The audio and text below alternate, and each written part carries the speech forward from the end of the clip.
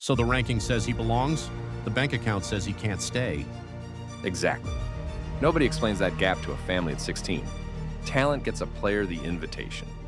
Math decides if they can stay in the room. Welcome to Pathways by Path. I'm Evan Rhodes. This is a show about the decisions, challenges, and journeys shaping competitive tennis. Everyone talks about going pro like it's a talent question. My guest spends his entire career on the other side of that math. My guest is a sports agent who represents professional and aspiring professional tennis players.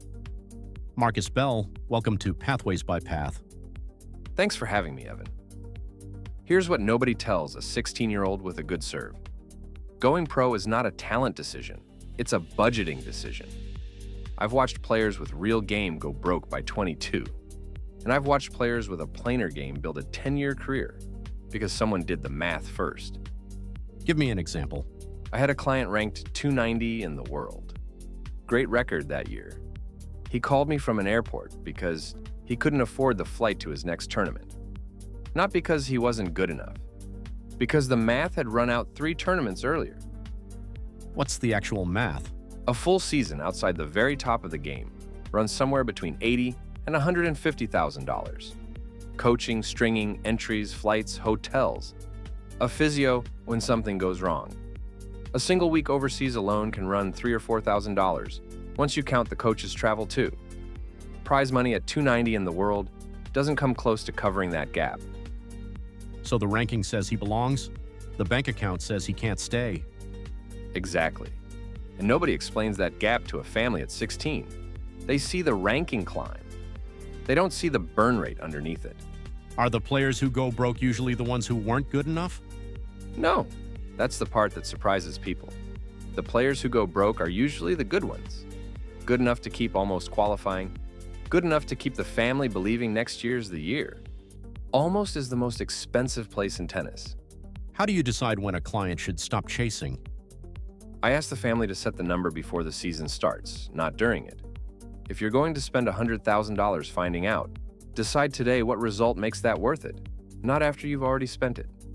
Does talent even factor into your advice anymore? Talent gets a player the invitation.